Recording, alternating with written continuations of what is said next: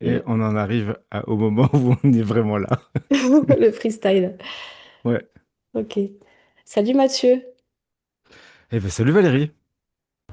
Salut tout le monde. Deuxième interview avec Mathieu. On est parti dans le sujet de la parentalité, avec tout ce que ça peut soulever, comme waouh, comme truc très très comment dire, positif, négatif, très très très entier, très complet, très intègre, très brut, très très sentimental, très animal, très plein de la complexité de l'humain et plein de waouh, de la richesse du vivant. Enfin bref, je trouve des mots un peu spéciaux, mais c'est parce que cette interview, elle est tellement remplie d'intégrité. Merci Mathieu pour ton intégrité.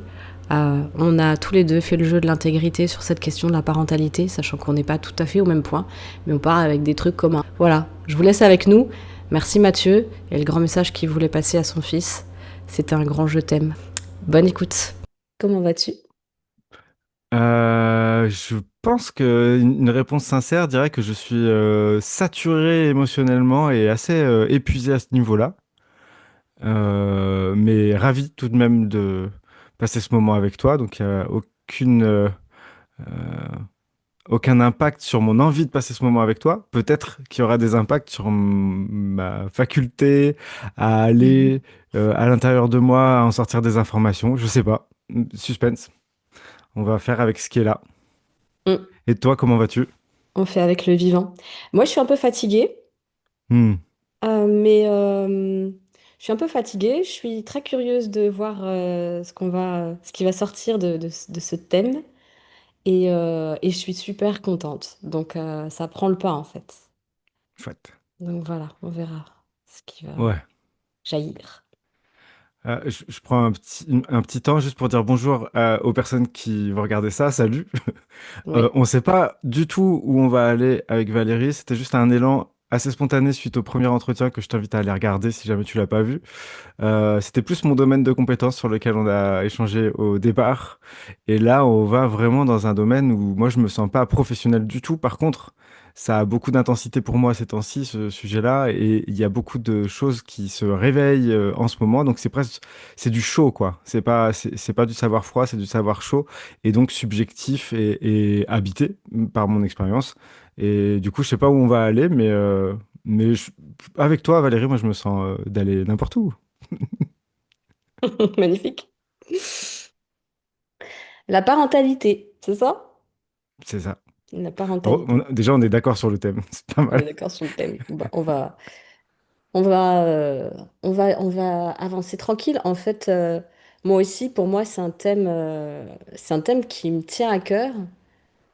Euh, de part, je trouve l'ampleur de la responsabilité qui représente, en fait. Et il n'y a pas que la responsabilité, il représente ce thème, il représente. Enfin, voilà, la parentalité, c'est ce qui fait qu'il y a des êtres, enfin, en tout cas, des humains sur cette terre. Et donc, c'est joyeux, c'est hyper joyeux aussi. Pour moi, les deux mots qui me viennent, c'est joyeux, c'est responsable, voilà, responsabilité, joie, et c'est apprentissage, quoi. C'est apprentissage pour tout le monde, en fait. Mm. C'est un apprentissage pour tout le monde. Moi, c'est les mots qui me viennent sur ce thème. Mais j'avais super envie enfin, on avait super envie tous les deux de parler à la fois de toi, bah, toi, t'es papa, hein. T'es papa d'un enfant qui a quel âge maintenant? Bah, qui a eu hier 14 mois. Ouais. Et donc, du coup, on est passé au-delà de la première année. Euh, et ouais, donc, du coup, c'est à la fois une expérience, je suis en plein dedans, quoi. Pour situer, donc, j'ai passé la quarantaine et donc, je suis un vieux jeune papa. Comme il y en a pas mal en ce moment, donc c'est pas hyper original et en même temps ça peut être surprenant pour certaines personnes qui sont dans des milieux où on n'en voit pas beaucoup. Et puis pour situer aussi un petit peu ce qui fait que ce sujet a une intensité particulière pour moi, c'est que j'ai été vraiment activement persuadé que je ne voulais pas d'enfant jusqu'à très tard, jusqu'à mes 33, 35 ans. Donc du coup, vraiment, je pensais pas en avoir. Ce qui fait que je vis ma vie de papa comme euh, une sorte de petit miracle parce que je me suis offert une vie qui va au-delà de l'interdit que j'ai posé très très fortement et où vraiment la parentalité pour moi c'était le boss de fin, tu sais, dans les jeux vidéo. C'est vraiment le truc le plus déstabilisant. Et dans les mots que tu as employés, justement, de responsabilité notamment, parce que la joie, je conteste pas, mais la responsabilité aussi, en fait, j'ai l'impression que c'est l'endroit où il y a une sorte de confusion entre les frontières, c'est-à-dire que on va apprendre, si on en a envie, à s'individuer, et quand on s'individue, il y a la possibilité de rencontrer des personnes en restant sur son axe et en n'étant pas forcément en train de confondre la responsabilité des uns et des autres. Dans le lien familial d'un parent à son enfant et d'un enfant à son parent, c'est beaucoup plus complexe puisqu'il y a une certaine fusion qui a eu lieu à un moment donné, notamment au niveau de la mère. Et donc, du coup, il y a vraiment du travail à faire de diffusion pour que ce soit propre. Et je suis en train de vivre ça, moi, à titre personnel, malgré mon âge avancé. Voilà. Donc, ce que je pourrais dire, c'est que l'arrivée de la parentalité, c'est à la fois un émerveillement, une explosion d'émotions, une déstructuration de tout ce que j'avais posé avant qui me tenait droit, qui me tenait debout et qui faisait que j'avais un sol sous mes pieds. Je le savais avant de le faire, mais je savais pas à quel point c'était vrai. Et en ce moment, c'est en train de restructurer mon individuation en lien avec mes parents. Donc, accepter de leur ressembler beaucoup au-delà de ce que j'ai voulu, pour aller au-delà justement de cette ressemblance, mais en passant au travers. C'est mon sujet du moment et il y a énormément de choses qui en ce moment me tombent dessus en mode t'en es que là et il faut que j'accueille les j'en suis que là. Je t'en avais parlé la dernière fois, mais c'est toujours ça qui se passe. Ça continue de pleuvoir, hein. Il y a t'en es que là, t'en es que là, t'en es que là. Tu fais waouh, waouh, waouh, waouh. C'est du coup mon expérience de la parentalité, c'est une avalanche, une pluie de t'en es que là sur plein de trucs que je pensais avoir bossé ou que j'avais pas vu. Je m'en prends plein la gueule. Et c'est pas la faute de mon fils pour la plupart des trucs, hein.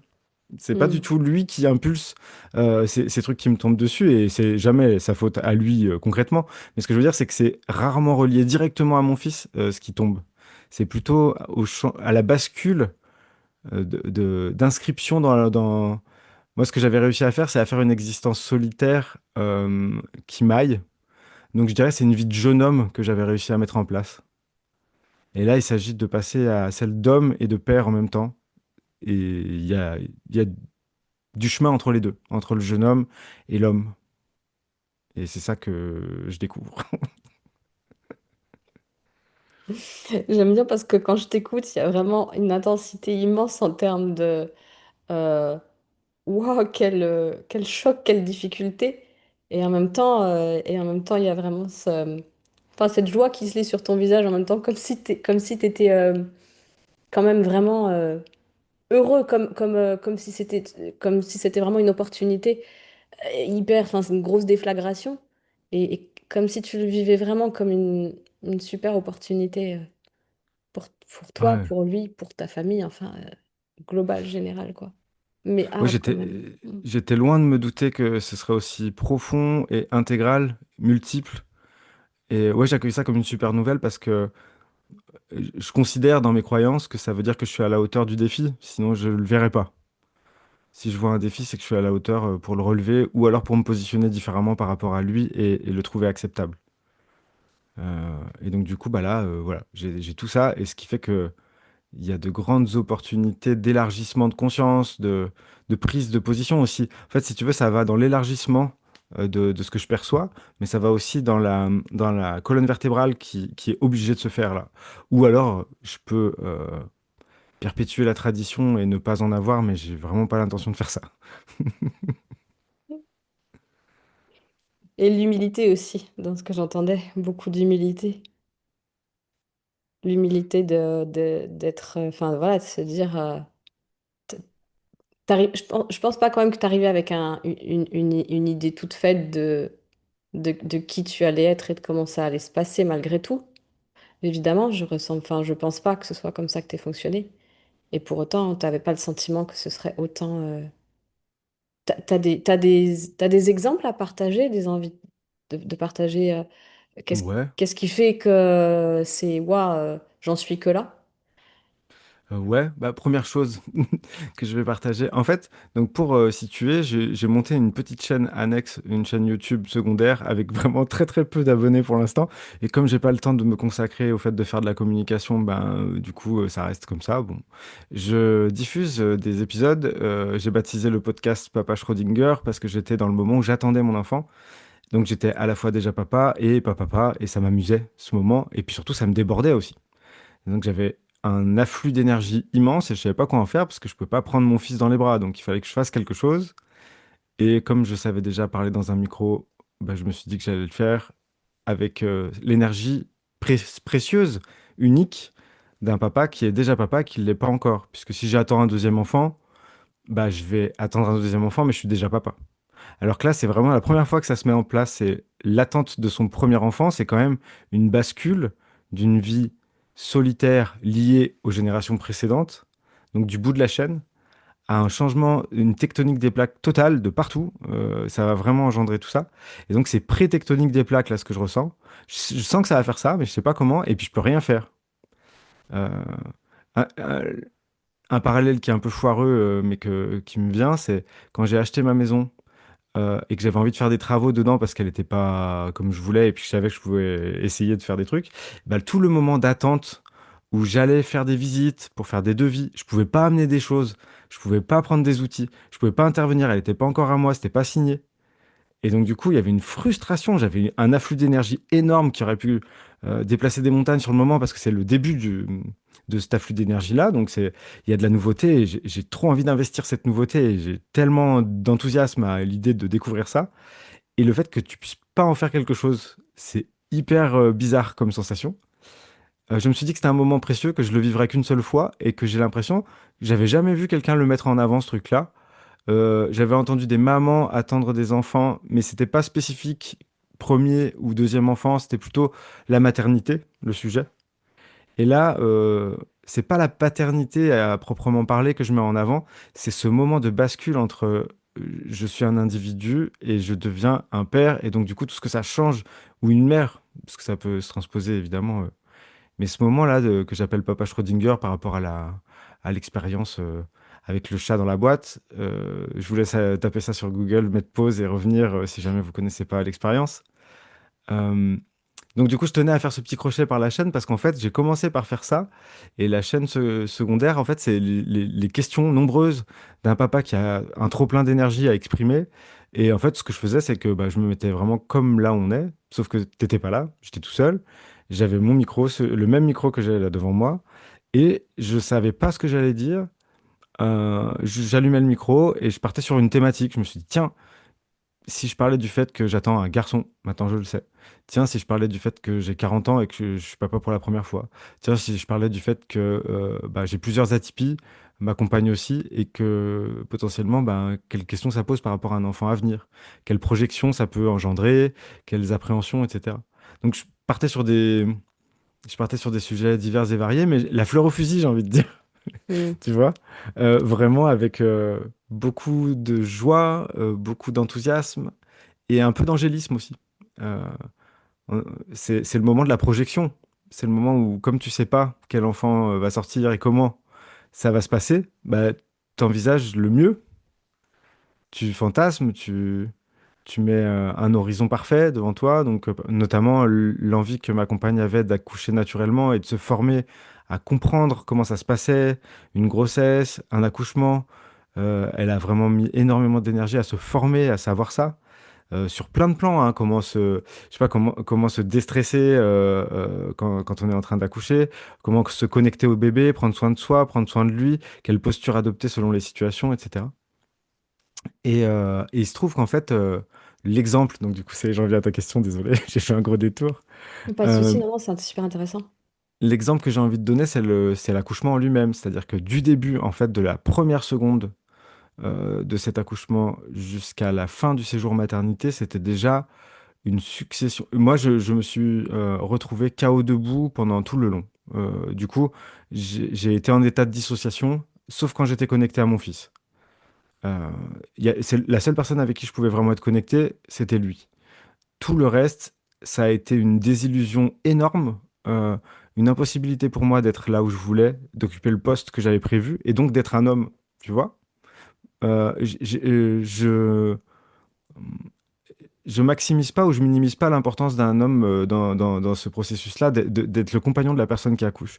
En fait, finalement, déjà, j'en avais parlé sur le podcast, mais je me préparais à tomber à genoux devant la puissance de la femme et à faire de la place pour ça et à inciter le personnel soignant à laisser ce truc-là se faire. Merveilleux. J'ai touché du doigt, je crois, et puis c'est juste du subjectif, donc voilà, on n'est pas obligé euh, de valider. Moi, je sais que pour moi, ça s'est passé comme ça. J'ai vu la différence structurelle entre un homme et une femme à cet endroit-là.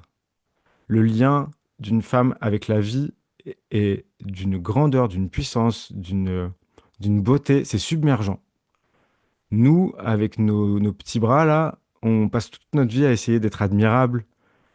Ah, t'as vu, j'ai fait ça, c'est moi qui l'ai fait. Tu sais. On se la pète et tout. Je crois que c'est pour compenser ce truc-là. Il y a vraiment une intuition chez moi qui me dit, il y a une partie de notre besoin de reconnaissance en tant qu'homme qui est carrément plus important, j'ai l'impression. Euh, si on fait des moyennes assez rapides au doigt mouillé, j'ai l'impression que les hommes ont ce besoin de susciter de l'admiration, ce à quoi j'échappe pas. Hein. Et je l'ai connecté sur le moment à ce déséquilibre, à cette inégalité qui est belle, hein, c'est parce que c'est une complémentarité en bout de chemin. Mais j'ai connecté ce besoin qu'ont les hommes de rouler des mécaniques avec le fait qu'ils n'ont pas ce lien-là. Ils n'ont pas cette chance-là, ils n'ont pas cette puissance-là. Une femme qui accouche euh, de façon naturelle et physiologique,